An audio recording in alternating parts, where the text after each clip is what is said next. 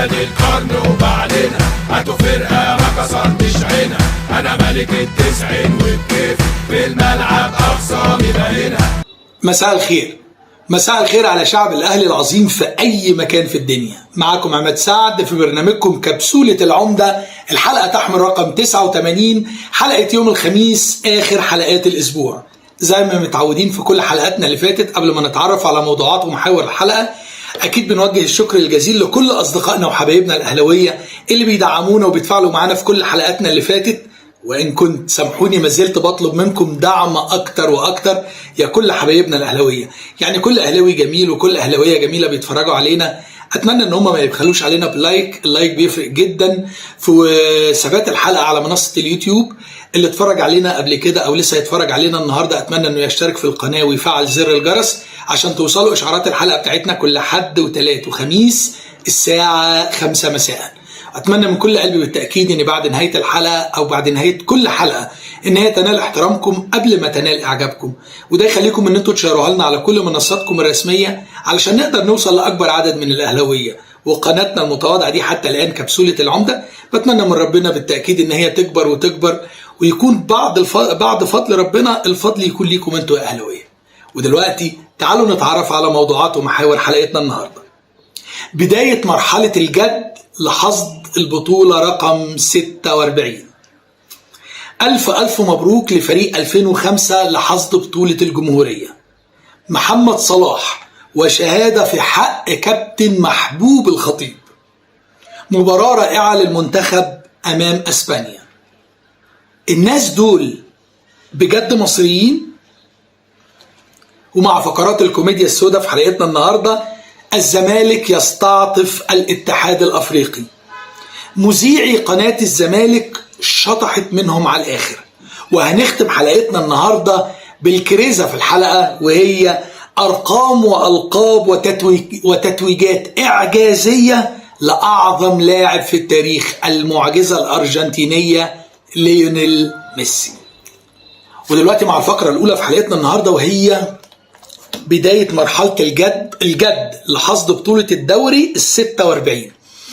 في الحقيقة يتجمع الفريق بكرة مكتمل طبعا بعد عودة كل اللاعبين الدوليين اللي كانوا مع منتخب مصر أو مع منتخب مالي أو مع منتخب كاب فيردي. إن شاء الله بكرة بداية الاستعدادات الجادة جدا لبداية مرحلة التتويج. الست ماتشات اللي اتكلمنا عنهم كتير، يا رب يا رب يا رب كل التوفيق في الست مباريات. احنا بالفعل ناقصنا، شفنا بعيننا في كل المباريات الأخيرة للنادي الأهلي، احنا يعني ناقصنا التوفيق. يعني مش ما بينقصنا، مش ناقصنا غير التوفيق وبس، لا اكيد في اخطاء عندنا، ولكن رغم كل الاخطاء دي الفريق بيبقى متسيد المباراة، ابر هاند في كل المباريات، ومرة واحدة الدفة بتتغير وتلاقينا ضيعنا اهداف كتير جدا، يدخل فينا جون يقلب الموازين خالص في المباراة. فبنتمنى يا رب ان شاء الله طول الفترة اللي جاية توفيق ربنا قبل اي حاجة، ومعاه بعد توفيق ربنا اجتهاد اللاعبين والجهاز الفني. في الحقيقة مع بداية التجمع بكرة في أول تدريب، في كلام كتير إن هيحصل اجتماع ما بين الفريق اللاعبين والجهاز الفني مع مستر طبعا يستورب، مع الباشمهندس ياسين منصور وكابتن سيد عبد الحفيظ. هيتم دعم الجهاز الفني قدام اللاعبين دعم قوي جدا. طبعا اللاعبين لو عارفين ان الجهاز ده مع ماتش او ماتشين ممكن نمشيه، بيبقى الاستقبال من الجهاز او تنفيذ كلام المدرب ما بيبقاش على الدرجة الكبيرة، ولكن هيتم دعم الجهاز الفني بشكل كبير جدا. هيتم دعم اللاعبين، ودي كلمة مني لاخواتي الصغيرين لاعبي النادي الاهلي، ابطال ونجوم النادي الاهلي اللي اسعدونا كتير. المرحلة دي بتاعتكم انتوا، مش بتاعتي يسترب، بتاعت انت.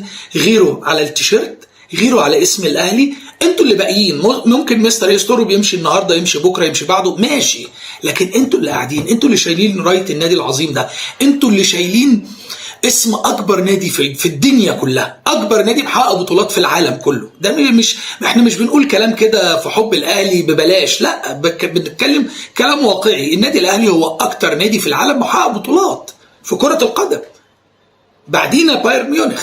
فاحنا شايلين مهمة كبيرة جدا، شايلين مسؤولية كبيرة جدا، وهي الحفاظ على اسم النادي الأهلي. شفتوا تطاول ووقاحة من ناس كتير جدا أقل منكم كتير قوي في الاسم والتاريخ وكل حاجة، لكن ما صدقوا ان انتوا شوية مستواكم مال، ابتدى التقليل منكم كلكم.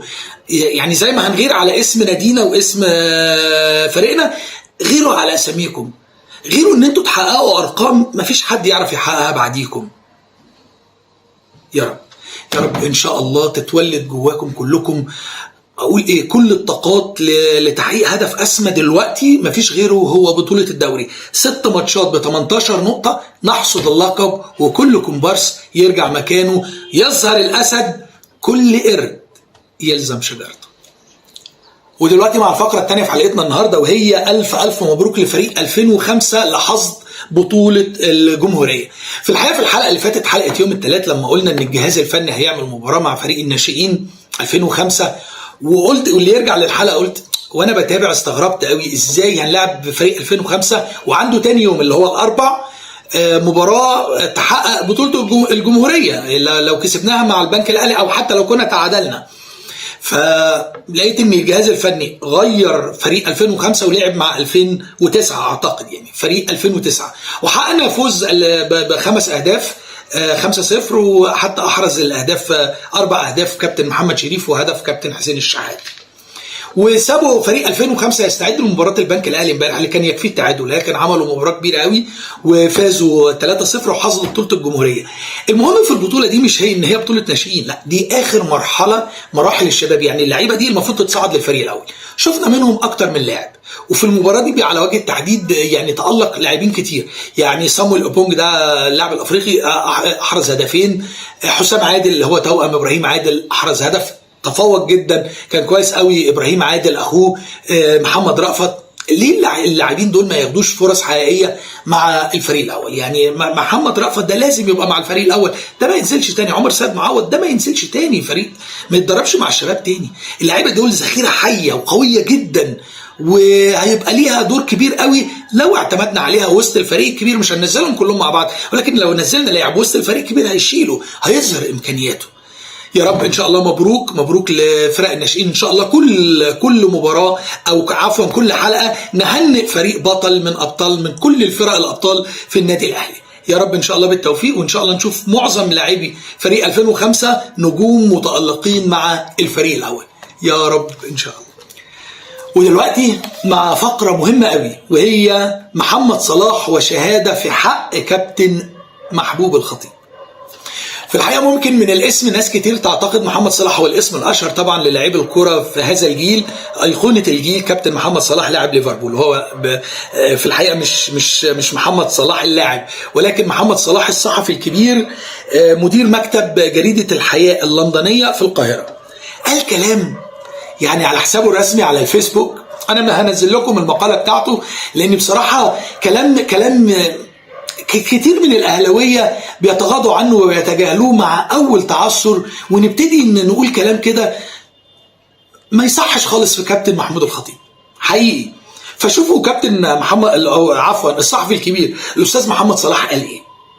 قال بمناسبة الفوز اللي حققه سيدات طائرة الأهلي ببطولة الدوري بعد الفوز على الزمالك بثلاثية، ألم يلفت انتباه الإعلام الرياضي في مصر هذا التوهج المبهر والنجاحات المتلاحقة لألعاب الصالات في الأهلي حتى وصلت إلى ما يشبه الاحتكار، وفي المقابل هذا الانهيار الحاد الواضح في الزمالك؟ ألم يتوقف أحد ليسأل كيف تحولت الكفة بهذه الصورة؟ وكيف أصبحت بطولات ألعاب الصالات في الأهلي أمرا شبه معتاد، بل أن خسارة بطولة واحدة تعد مفاجأة؟ وكيف وصلت فرق الزمالك إلى مرحلة تدخل فيها أغلب المباريات محاطة بتوقعات الهزيمة؟ ألم يفكر أحد أن فترة إدارة الكابتن محمود الخطيب ومجلسه شهدت هذا التحول الجذري وهذا الصعود الكاسح نحو القمة؟ أليست هذه قصة تستحق التحليل، تستحق الفهم، تستحق البحث في أسبابها؟ بدلا من تجاهلها، أم أن المطلوب هو الدوران في نفس الدائرة المملة؟ الشناوي أم شوبير؟ إيمان أم زيزو؟ بن شرقي أم الشحات؟ إلى متى سيظل النقاش حبيس هذه العناوين المستهلكة؟ أليس هناك ما يستحق طرحا أعمق ونقاشا أجرأ، أم أن ذلك خط أحمر غير معلن؟ الله عليك يا أستاذ محمد، مش عارف نشكرك إزاي على طرحك للحقيقة المطلقة بدون حسابات، بدون الحرص على مشاعر حد يتضايق من الكلام ده، لأنك بتدوس له على جرحه. وفي نفس الوقت هو صياغة واقعية حقيقية لواقع إدارة الأهلي أو إدارة منظومة وكيان النادي الأهلي في كل الألعاب، مش في كرة القدم بس. شكرا شكرا شكرا أستاذ محمد صلاح المحترم. ودلوقتي مع الفقرة الرابعة في حلقتنا النهاردة، وهي مباراة رائعة للمنتخب المصري أمام أسبانيا. في الحقيقة ممكن ما تكونش المباراة رائعة لأن هي لعبنا فيها بتكتيك دفاعي، لأن كنا لازم نلعب كده قدام منتخب كبير زي أسبانيا بيحتل صدارة التصنيف العالمي هذا الشهر. بل ان بعد التعادل وعدم تحقيق الفوز للمنتخب الاسباني وفوز منتخب فرنسا على كولومبيا في الاجنده الدوليه 3-1، صعد المنتخب الفرنسي على صداره التصنيف العالمي ونزل المنتخب الاسباني للمركز الثاني الرانكينج هذا الشهري. المهم احنا جربنا في المباراه ديت، او كابتن حسام اللي بيجبرني على احترامه وبيجبرني ان انا اقف وراه بنتائجك. انا مش ضد على الاطلاق، اللي يجيد لازم هنقول له كويس. المهم كابتن حسام لعب تكتيك دفاعي جدا قدام المنتخب، لان احنا لو فتحنا خطوطنا عفوا احنا لو فتحنا خطوطنا قدام المنتخب الاسباني النتيجه كانت هتكون كبيره. دي حقيقه. كان عملاق في الماتش دوت كابتن شوبير، كابتن مصطفى شوبير أوفا الجميل، اللي بيثبت أقدامه كحارس أساسي في الأهلي وفي المنتخب، وده لا يقلل تماما من كابتن محمد الشناوي. انت كانت ليك فترتك يا كابتن محمد وأزحت كل اللي حواليك في الأهلي وفي المنتخب. الأيام دوارة خلاص، دي مرحلة كابتن مصطفى شوبير، ولا يقلل من تاريخك ودورك مع الأهلي أو مع المنتخب. دورك ككابتن مهم جدا جدا جدا، يعني حتى وأنا بقول إن كابتن مصطفى شوبير دي فترته، لكن ما ينفعش أبدا أبدا أبدا نتخلى عن كابتن محمد الشناوي لا في الأهلي ولا في المنتخب. دوره في الأهلي كبير جدا جدا جدا في أوضة اللبس وعلى الدكة. المهم خلينا بس في جزئية المنتخب. لعبنا مباراة متحفظة جدا، مع برضو احنا لو لعبنا اي منتخب كبير نلعب منتخب مثلا بلجيكا، اسبانيا اقوى من بلجيكا، يعني بلجيكا اول مباراة لينا في كاس العالم هتكون قدام بلجيكا. منتخب اسبانيا اقوى كتير من المنتخب البلجيكي. النتائج ديت بتدي اللاعبين ثقة في مواجهة الفرق الكبيرة. يعني ما كانش ينفع نلعب بخطوط مفتوحة ويبقى في إجابة بين كل خط وخط، لا، كان هيستغلها كويس جدا المنتخب الاسباني. ممكن كتير ما يعجبهمش المباراه كمتعه، ودي حقيقه، ولكن هيفضل باقي النتيجه لما تحط في السي في ان انت تعادلت مع اسبانيا في اسبانيا. دي نتيجه كبيره تتحط كده في تاريخ اللاعبين ان احنا تعادلنا مع اسبانيا في اسبانيا. طبعا لا يخفى على احد ان كان الاعتماد الاكبر على لاعبي الاهلي، وده اللي ضايق كل منتمي ل100 عقبه. ازاي يعني اكلوا بقى الاتهامات للمدير الفني وللمنتخب؟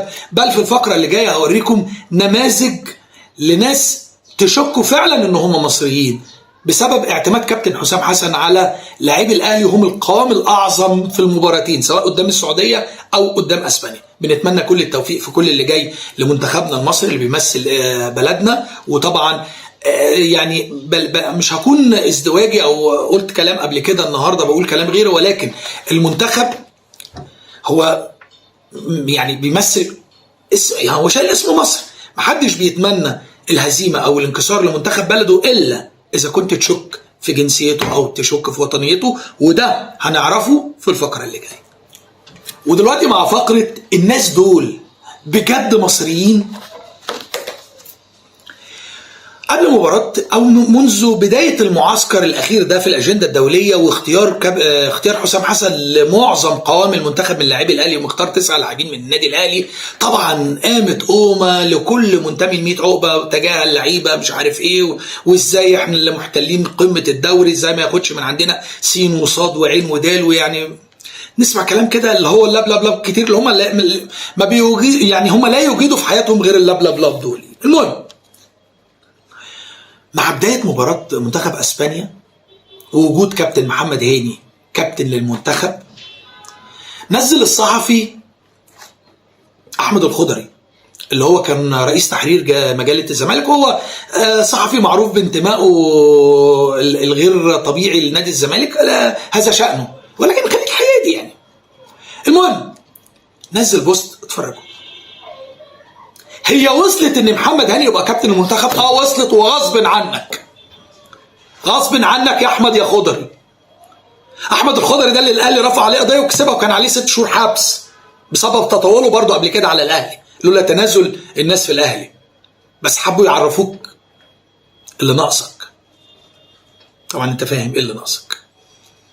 المهم مفيش بني ادم في الدنيا اهلاوي او غير اهلاوي انتقد كابتن محمد هاني قد العبد لله، لكن كنت بنتقده فني، عمري ما اقلل منه.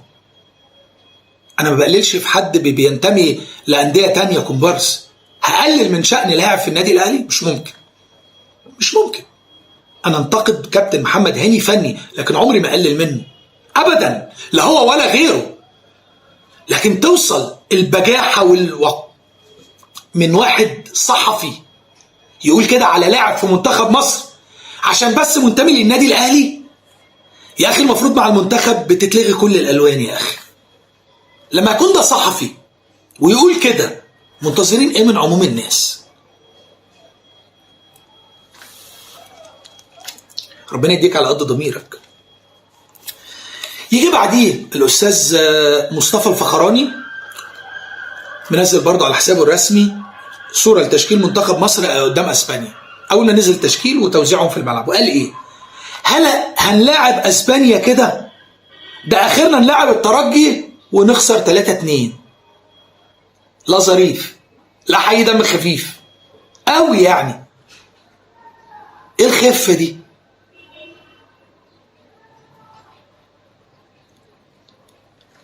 هم دول اللي بيدعوا الوطنية. اخرنا التشكيل ده يلعب الترجي ونخسر 3-2.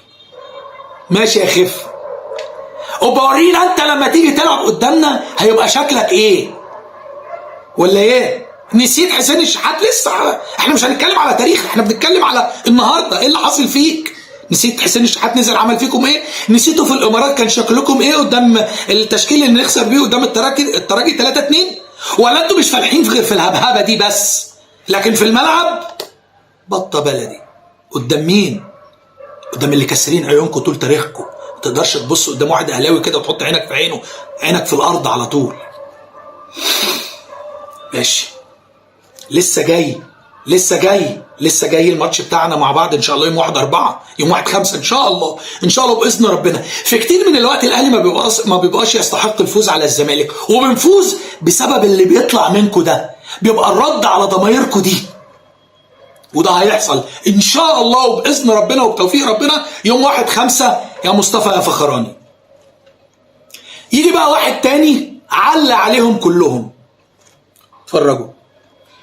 واحد يدعى فيصل جلال على الاكونت بتاعه على الفيسبوك، شير صورة علم اسبانيا وحاطط في النص كده النسر بتاع علم مصر، وكاتب كلام كده. قعدت اكبر في الصورة عشان افهم في الكلام، لقيته تقريبا كاتب كلام كوفي كده مش فاهم منه اي حاجة.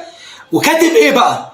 اللهم انصر اخواننا في بلاد الاندلس على منتخب الاهلي القومي بخماسية نظيفة لا تشوبها شائبة. والله انتوا عقولكم اللي لا تشوبها شائبة. العقول ديت لو نزلت السوق هتتباع بأعلى سعر، والله ما اشتغلت بجنيه. لكن هنقول ايه؟ ادي مدعي الوطنية بيتمنوا هزيمة منتخب بلدهم عشان معتمد على لاعبي الاهلي. الله على الوطنية المتفجرة جواكم. الناس دي ازاي ما بتتحاسبش؟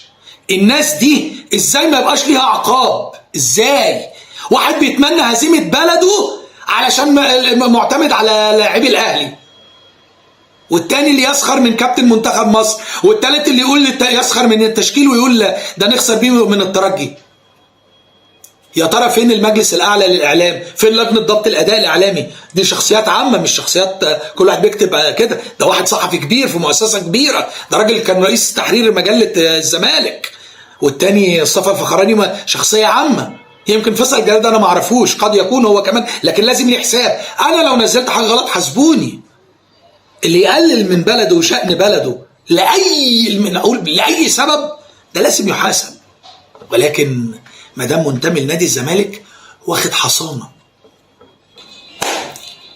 ودلوقتي مع فقرات الكوميديا السوداء في 100 عقبه، وهنبتديهم بالزمالك يستعطف الاتحاد الافريقي. في الحقيقه على موقع بطولات خرج السيد نصر عزام، ده المحامي اللي بيوكله الزمالك في كل قضاياه. في الحقيقه انا سامحوني يمكن اكون مش متابع قوي، عايز اعرف ايه القضيه اللي كسبها الاستاذ نصر عزام للزمالك. لو حد يعرف يبقى يبعتها لي، يمكن انا يكون عندي قصور في البحث، لكن انا مش فاكر ايه القضيه اللي كسبها الاستاذ نصر عزام للزمالك. ما علينا. صرح ان الزمالك بيسعى لالغاء عقوبه او لالغاء او تخفيف غرامه الاتحاد الافريقي ب 500,000 جنيه بعد مباراه السوبر اللي كانت بين الاهلي والزمالك. قال ان العقوبه دي مبالغ فيها جدا، وكمان نادي الزمالك عايز الاموال ديت وبيتمنى انهم يستعيدوا هذه الاموال قبل فتره الانتقالات الصيفيه. طب مش لما ترفعوا ال 15 قيد اللي عليكم الاول؟ يعني المهم طبعا بعد الاستعطاف ده الاتحاد الافريقي من مسؤولي نادي الزمالك او محامي نادي الزمالك، احب اطمنهم. يعني ما دام موجود في الاتحاد الافريقي زي ما موجود في الاتحاد المصري السيد هاني ابو ريده، ما تقلقوش، الراجل ما بيتاخرش عليكم. يعني ما هو من ساعه ما حذره او نده او قال له رئيس الشرفي لنادي الزمالك السيد ممدوح عباس انت فين يا ابو ريده من الاحداث دي؟ انت محسوب علينا في الزمالك بالاونطه. الراجل من ساعتها ومن قبلها صدقوني، بس هم دايما كده ينكشوه عشان يعني يزود مساعدته. لكن الراجل ما بيتاخرش على نادي الزمالك، اكيد هيسعى جاهدا جدا جدا جدا. بوعدكم ان بجد ممكن نلاقي في الفتره اللي جايه تخفيف للعقوبه دي او الغائها، طالما السيد هاني ابو ريده موجود في خدمه نادي الزمالك. ودلوقتي مع الفقره الثانيه من فقرات الكوميديا السوداء في 100 عقبه، او الكوميديا السوداء في 100 عقبه. حاجه بقى ايه يعني، مش عارف اقول ايه. مذيع قناه الزمالك شطحت منهم على الاخر. لا ده شطحت ومحدش عارف يوقفها. دماغهم يعني شطحت على الاخر، محدش عارف يوقفها. ازاي؟ بعد اعلان كابتن محمد صلاح ايقونه الجيل لاعب ليفربول ان هذا الموسم هو اخر موسم ليه في ليفربول وهينتقل لنادي اخر بعد نهايه هذا الموسم، خرج علينا جاليليو المذيع النابع بقناه نادي الزمالك وقال ايه؟ قال إدارة الزمالك تحاول التعاقد مع محمد صلاح قبل التوقيع لأحد الأندية السعودية.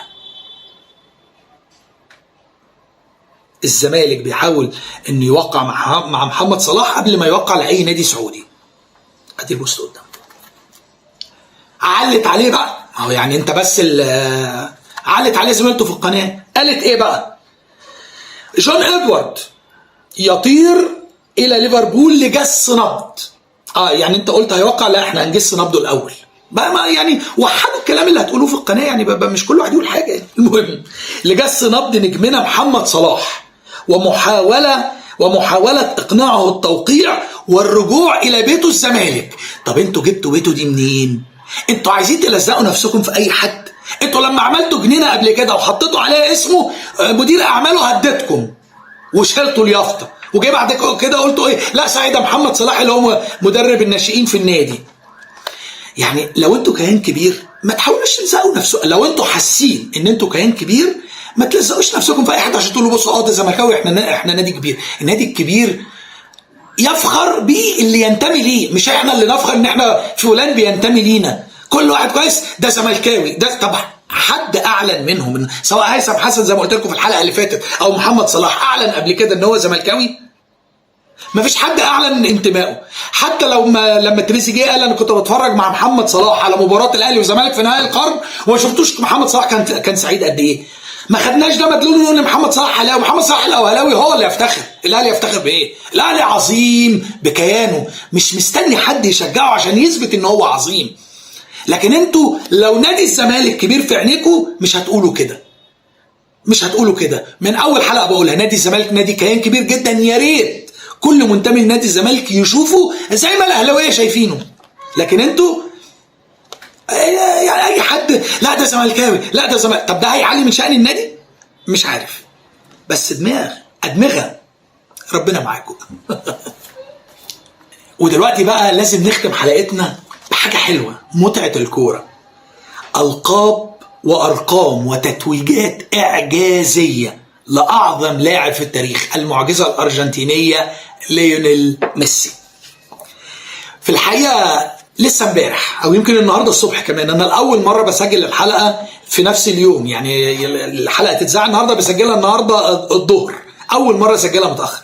لقيت خبر لسه يعني بجهز الحلقه، انا لغيت فقره كنت مجهزها عن ميسي وحطيت الفقره دي، لان احنا لو هنجيب ارقام وتتويجات واعجازات ميسي كلها عايزين كام حلقه ورا بعض. فانا هختار كده كل حلقه ناخد حاجتين كده ولا 3 حاجات عن هذه المعجزه يعني.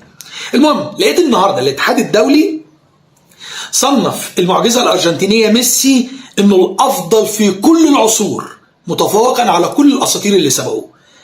صنفوا بانه اسطوره كره القدم النهائيه، هو الاسطوره، هو ايقونه حقيقيه لكره القدم عبر العصور. وبعد كده راح عمل ترتيب لكل اللاعبين العظام، خد ال10 اعظم 10 لاعبين في تاريخ الكره في العالم كله. وادي التصنيف قدامكم، او ادي الاحصائيه قدامكم، او ادي الترتيب قدامكم. نمره الاول بلا جدال الارجنتيني ليونيل ميسي، رقم 2 البرازيلي بيليه، رقم 3 المعجزه الارجنتينيه مارادونا بالتاكيد، رقم 4 البرتغالي كريستيانو رونالدو، الخامس الهولندي كرويف، 6 البرازيلي رونالدو اللي هو رونالدو الظاهره، رقم 7 الفرنسي من أصل جزائري زين الدين زيدان، رقم 8 أو في المركز الثامن الألماني فرانز بيكنباور، رقم 9 دي ستيفانو، رقم 10 البرازيلي رونالدينيو. الله عليك يا ميسي يا جميل يا عظيم. طب ناخد حاجة كده بقى من عندنا، أو حاجة قديمة من كام يوم يعني كنت مجهزها للحلقة. طبعا الكل عارف ان ليونيل ميسي هو اكتر لاعب في التاريخ حصل على جائزة البالون دور كأعظم لاعب في التاريخ، او عفوا اعظم لاعب في العالم في هذه السنة. فالمعجزة ليونيل ميسي فاز بالبالون دور 8 مرات، اقرب حد ليه هو كريستيانو رونالدو خد البالون دور 5 مرات. تمام؟ طب تمام. طب تخيلوا ان احنا من فتره كده كنا اتكلمنا ان ليونيل ميسي وصل ل 900 هدف، هو دلوقتي 901، وصل ل 900 هدف. الرقم اللي انا لما كنت يعني وانا بدور وببحث في ارقام ميسي لقيته ان هو قرب يوصل ل 800 هدف من غير ضربات جزاء، يعني اهداف من لعب مفتوح، سواء ضربات حره كره، المهم مش ضربه جزاء، يعني الضربه الحره او لعب مفتوح كده يحرز منه هدف مش ضربه جزاء.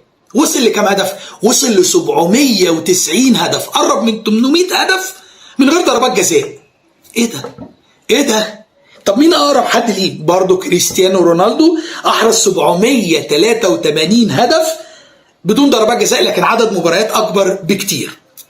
الله عليك يا ميسي، الله عليك يا ميسي عظيم. كل حلقه كده لازم نحل كده في نهايه الحلقه بحاجه عن ميسي العظيم، الاسطوره، المعجزه، قولوا زي ما انتم عايزين، اعظم من دعبت اقدامه كره القدم عبر التاريخ كله، اعظم عظيم ليونيل ميسي. وبكده يا اهلاويه نكون وصلنا لنهايه حلقتنا النهارده، حلقه يوم الخميس، اخر حلقات الاسبوع. اتمنى من كل قلبي انها تكون حلقه لطيفه تعجبكم، تنال احترامكم قبل ما تنال اعجابكم. لو ده حصل اتمنى بقى مفيش اهلاوي جميل او اهلاويه جميله اتفرجوا علينا ان هم يبخلوا علينا باللايك. اللي اتفرج علينا ولسه ما اشتركش في القناه اتمنى انه يشترك ويفعل زر الجرس عشان توصلوا اشعارات الحلقه بتاعتنا كل حد وثلاث وخميس الساعه 5 مساء. وان كانت هتتاخر النهارده شويه عن 5 لكن سامحونا. واتمنى ان انتوا بعد نهايه الحلقه لو نالت احترامكم واعجابكم اتمنى ان انتوا تشيروها لنا على كل منصاتكم علشان نقدر نوصل لاكبر عدد من الاهلاويه. وقناتنا المتواضعه دي كبسوله العمده يا رب ان شاء الله تكبر وتكبر بعد فضل ربنا. الفضل يكون لكم انتوا اهلاويه. كنت سعيد جدا بالتواصل معاكم، اشوفكم يا رب واقابلكم جميعا في حلقة يوم الاحد. تكونوا جميعا يا رب يا رب من اهل الدنيا، وربنا يمتعكم جميعا بالصحة والعافية. اشوفكم على خير. يا اقول ايه، سلام يا اعظم جمهور في الدنيا لاعظم نادي في الكون، هرم مصر الشامخ والاوحد في الرياضة، النادي الاهلي العظيم. سلام. كان معاكم عماد سعد، كبسولة العمدة.